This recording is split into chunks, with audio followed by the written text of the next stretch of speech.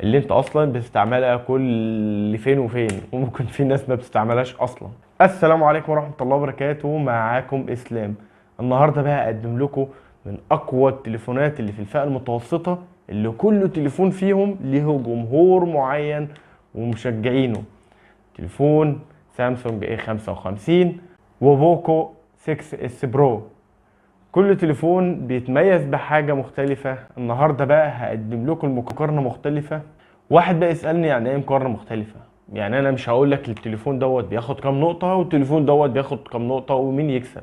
لا، انا هقول لك التليفون دوت موجه لمين والتليفون دوت موجه لمين، حاسس انت تشوف انت حابب ايه بالظبط. يعني انا هخليك تحكم على نفسك انت حابب انهي تليفون. صح، ما تنسوش تصلوا على النبي وتشتركوا في القناة وتدعوا لاخواتنا. وشكرا للتعليقات الايجابيه والسلبيه، وشكرا طبعا ان انت اصلا اتفرجت على الفيديو. والتسهيل للفيديو هقول شاومي وسامسونج على طول. ندخل بقى في التصميم للشاومي هيكون فريم من البلاستيك وظهر من البلاستيك، والظهر بتاع البلاستيك بيبصم اكتر، وفي كمان ظهر من الجلد بس ده اقل تبصيم. ندخل بقى في السامسونج داخله بقى من فريم من المعدن وظهر من الازاز، فريم حاد جدا. ولو انت مسكت تليفون وقت طويل بيه مش هيريحك في المسكه. بس طبعا الحاجه دي بتتحل بان انت تجيب جراب، وفي ناس اصلا بتحب الحواف ديت.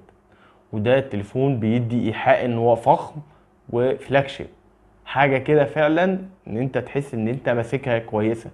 ودي بقى تدخل لنا تاني نقطه، مقاومه الاتربه والمياه. بالنسبه للسامسونج IP67، ودي معيار كويس ومش الافضل بس ده حاجه كويسه جدا. وطبعا انا ما بنصحش ان انت تنزل بالتليفون في الميه اصلا حتى لو واخد معيار ايه. وبالنسبه للشاومي معياره IP54، والاي بي 54 دي عباره عن ان انت بيستحمل رذاذ الميه، الرشاش بتاع الميه. وده اي تليفون اصلا بيتحمل الرذاذ ده، انت ممكن تمسحه اصلا اول ما يجي عليه شويه ميه وخلاص. بس هو ده واخد شهاده. ندخل بقى على الشاشة في السامسونج سوبر أموليد 120 هرتز، 6.6 المقاس بتاعها، وده مقاس كويس. وتكون فول اتش دي، وهتكون 1000 نت السطوع بتاعها، وده سطوع كويس مش وحش. واخر حاجة هتكون محمية بكورنينج جوريلا جلاس فيكتوس بلس، وده حماية كويسة. ندخل بقى في الشاومي، هتكون اموليد و120 هرتز و6.67 المقاس، وهتكون السطوع هيكون 1800 سطوع حلو جدا. هتكون الدقة ب1.5 كي داخل على 2 كي، وهتكون محمية بكورنينج جوريلا جلاس 5. الحماية اللي هناك في السامسونج أقوى، وهنا هو دي الدقة هتكون أحسن، هناك فول اتش دي بس. وتاني ميزة في الشاومي إن هو هيكون الحواف بتاعته ارفع. سامسونج دي عيب فيها، الحواف بتاعتها تخينه شويه. في ناس مش بتفرق معاها الحاجات ديت، بس يعني في ناس بتفرق معاها جدا الحاجه دي. ننتقل بقى لنقطه مهمه جدا، هي المعالج بتاع سامسونج هيكون اكزينوس 1480 4 نانو. والاكزينوس زمان كان مخلينا واخدين فكره ان هو بيسخن وبيستهلك كتير من الطاقه. لا، الاختلاف في الفئه المتوسطه ده نازل كويس جدا وبيوفر من الطاقه، ومعالجه الالوان بتاع التصوير كويسه جدا. ندخل بقى للشاومي، المعالج هيبقى من ميديا تك 8300 4 نانو. المعالج ده اقوى من اللي في سامسونج. في الالعاب بحس ان بابجي بتجيب 90 فريم وسامسونج بتجيب 60 فريم بس، وبالنسبه في اي العاب هو اقوى.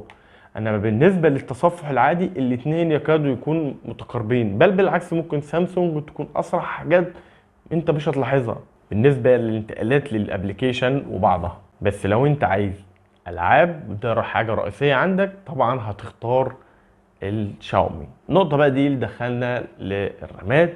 الرامات هتكون في السامسونج 8 جيجا 256 و8 جيجا 128 و12 256. بالنسبة للشاومي هيكون 8 256 و12 256 و12 512، ومن نوع UFC 4. وسامسونج من نوع UFC 3.1. هنا ودي اسرع حاجات بسيطة في الشاومي. في ميزة بقى في سامسونج ان انت ممكن تركب كارت ميموري يعلي لك المساحة، بس طبعا المساحة الداخلية بتكون طبعا اسرع من ان انت لما تركب كارت خارجي. ندخل بقى في الواجهة. الاتنين هينزلوا باحدث واجهة من كل شركة. بالنسبة للسامسونج هتكون الواجهة بتاعتها وان يو اي 6.1، ودي هتكون احدث اندرويد، والجهاز بيدعم 4 سنين تحديثات اندرويد رئيسية و5 امان. ودي حاجة كويسة جدا بحيث ان التليفون هيفضل معاك فترة اطول، بينزل له التحديثات ومواكب العصر، وخاصة برضو البروسيسور بتاعه مش وحش. بالنسبة لشاومي نزل عليه هارموني، ودي واجهة كويسة جدا، والجهاز يدعم 3 سنين تحديثات و4 سنين تحديثات امنية و3 رئيسية، ودي حاجة كويسة. بس طبعا الحاجة ديت هتروح لسامسونج. طبعا الجهاز دوت هيقعد برضو معاك مدة، مش وحش. المعالج قوي جدا بحيث ان هو هيواكب اي تحديثات لاي برامج، وهيبقى كويس جدا.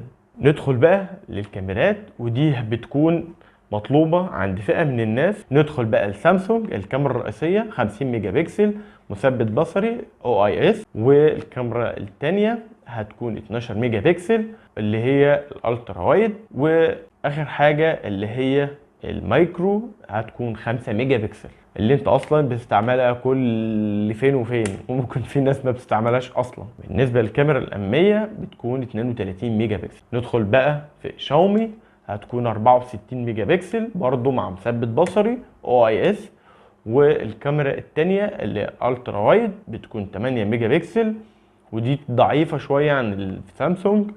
وبتدخل بقى الكاميرا الثالثه اللي هي 2 ميجا اللي هي المايكرو. ندخل بقى الكاميرا الاماميه هتكون 16 ميجا. ما تبصش الارقام، سامسونج اللي هتكسب في الحاجه ديت. سامسونج الالوان، لو انت بتحب الالوان فاقعه شويه او متشبعه اكتر بتروح لسامسونج، مع انها الارقام بتاعتها اقل، وطبعا في الوايد وفي الاماميه اعلى، بس هي الكاميرا بتاعت سامسونج اعلى لو انت عايز كاميرات. طبعا انا مش بقول ان شاومي الكاميرات وحشه، لا جميله جدا، بس طالما مقارنتها بسامسونج لا هتكون احسن شويه. المعالج بتاع سامسونج بيعالج احسن، والكاميرات احسن شويه.